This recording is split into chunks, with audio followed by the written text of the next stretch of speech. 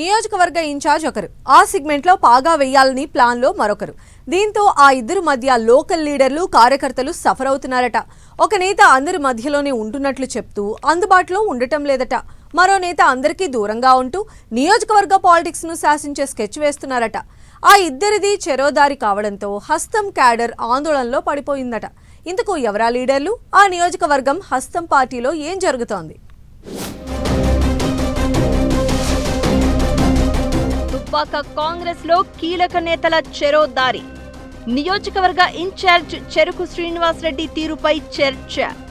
మరో నేత పన్యాల శ్రవణ్ రెడ్డి రూటే సపరేటు.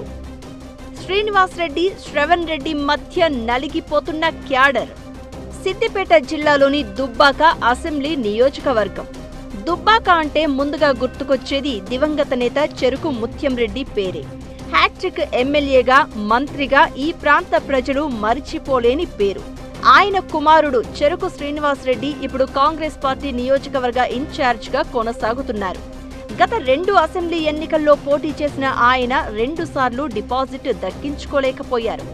దుబ్బాక నియోజకవర్గంలో తిరుగులేని నాయకుడిగా ఎదిగి ప్రజల మనసు చూరగొన్న దివంగత ముత్యంరెడ్డి తనయుడిగా పాలిటిక్స్ లోకి వచ్చిన చెరుకు శ్రీనివాసరెడ్డి తండ్రి లెగసీని ఏమాత్రం కాపాడుకోలేకపోయారన్న విమర్శ ఉంది. ఇక మరో నాయకుడు డాక్టర్ పన్యాల శ్రవణ్ రెడ్డి రూటే సపరేటు అంటున్నారు హస్తం పార్టీ నేతలు.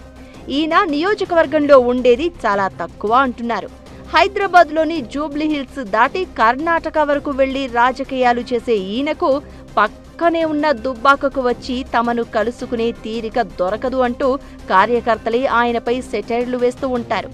ఎలక్షన్ల సమయంలో సీటు కోసం హడావుడి చేస్తూ ఉంటాడని, తీరా టికెట్ దక్కకపోతే నియోజకవర్గం వైపు కన్నెత్తి చూడరు అని పార్టీలోని సీనియర్ నాయకులే విమర్శిస్తున్నారు.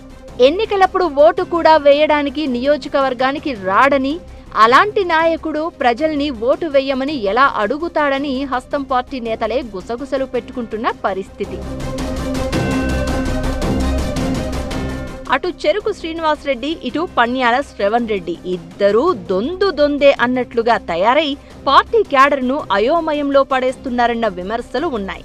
పార్టీ ఇన్ఛార్జిగా ఉన్న చెరుకు శ్రీనివాసరెడ్డిని ఎవరైనా కార్యకర్తలు, నాయకులు కలిస్తే డాక్టర్ శ్రవణ్ వారిని టార్గెట్ చేస్తున్నారట.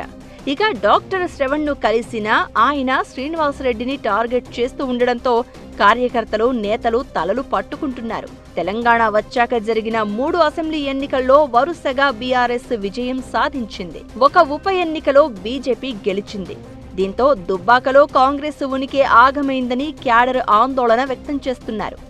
ఈ ఇద్దరు నేతల మధ్య సఖ్యత లేకపోవడంతో పార్టీ పరిస్థితి దారుణంగా ఉందని వాపోతున్నారు.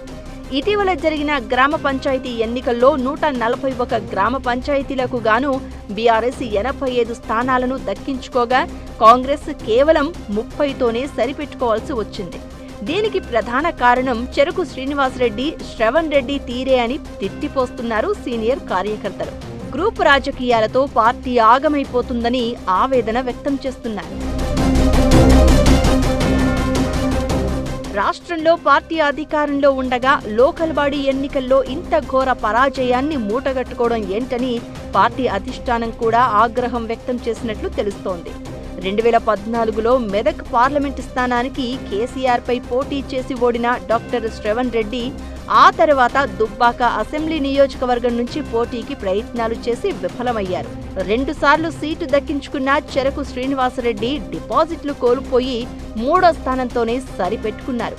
అయితే ఈ ఇద్దరూ నియోజకవర్గంలో నిలదొక్కునే ప్రయత్నం చేయడం లేదని, ఎన్నికలప్పుడే హడావిడి చేసి తర్వాత చేతులు దులుపుకుంటున్నారని మండిపడుతున్నారు లోకల్ కాంగ్రెస్ లీడర్లు.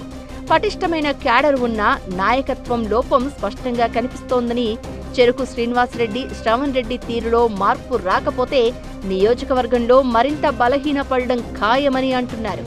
ఇప్పటికైనా పార్టీ అధిష్టానం దృష్టి పెట్టి పరిస్థితిని చక్కదిద్దాలని కోరుతున్నారు కార్యకర్తలు. లేకపోతే రానున్న మున్సిపల్, జడ్పీ ఎన్నికల్లో మరిన్ని అపజయాలు మూటకట్టుకోక తప్పకపోవచ్చని కార్యకర్తలు దిగులు పడుతున్నారు.